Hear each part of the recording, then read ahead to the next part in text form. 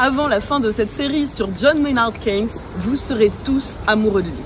Et vous avez tous vos chances. Il est bi. Il était si brillant qu'au cours d'une même journée,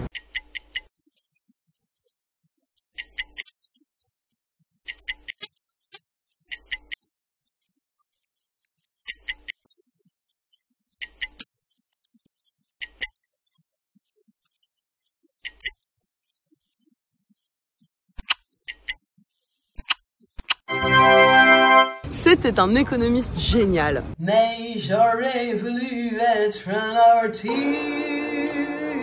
Un économiste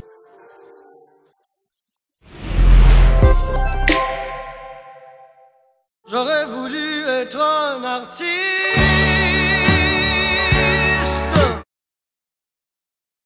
qui peut résister au charisme du génial économiste John Maynard Keynes? Aucune femme, aucun homme, aucun gouvernement. Pendant 30 ans, ils ont tous suivi ses préconisations.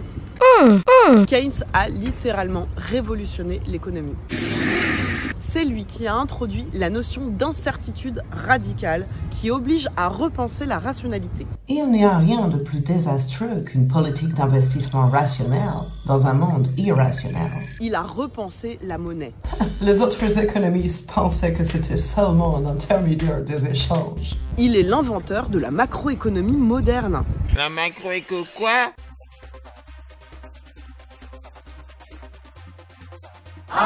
Faut prendre du recul. Avant Keynes, on pensait que les États devaient avoir des comptes équilibrés, comme de bons pères de famille. Et 200 et 300? N'importe quoi. Arrêtez de compter vos sous. Votre boulot, c'est de maintenir une demande effective suffisante pour atteindre le plein emploi. Les gouvernements ne comprenaient pas comment dépenser de l'argent qu'ils n'avaient pas. Bande d'ignards, endettez-vous. Avec l'effet multiplicateur. Une politique de relance rapporte plus qu'elle ne coûte. Sautez. Et le filet apparaîtra. Comment résister au charisme de cet homme? Les pays ont tous sauté. Oh, John. Oh, John. Oh, John. Ça a donné 30 ans de politique keynésienne.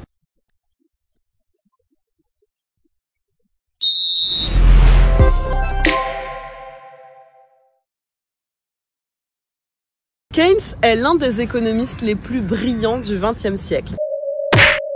C'est lui qui a influencé toutes les politiques économiques jusqu'aux années 80. Les économistes sont au volant de notre société, alors qu'ils devraient être sur la banquette arrière. Keynes pensait qu'en 2023, tous les problèmes économiques seraient réglés. Peut-être même avant. Nope. Et on pourrait enfin se consacrer aux trucs vraiment importants. L'art. Car il n'y a que l'art qui permette de supporter la dureté de la condition humaine, et certainement pas l'argent. Je le sais bien. Tous mes amis sont pétés de thunes, mais dépressifs. Où le bonheur, il est où? Il est où?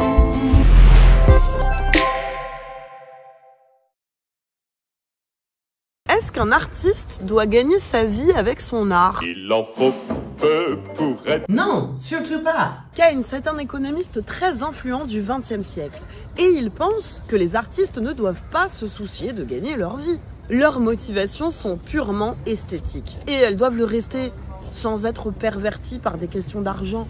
C'est donc à l'État de les financer. C'est cela, oui, oui, oui. C'est très gonflé de dire ça à l'époque.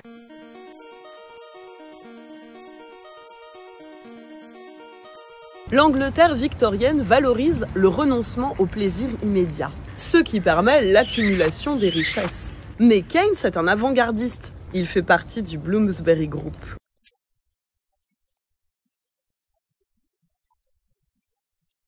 Et ce n'est pas qu'intellectuellement qu'il s'y passait des choses passionnantes.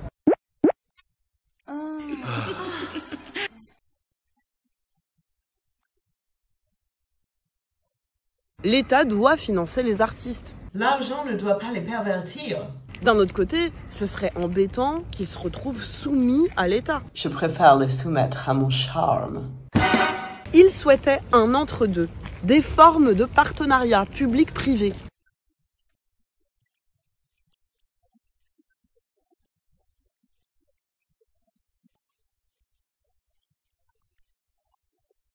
Embrassez-vous.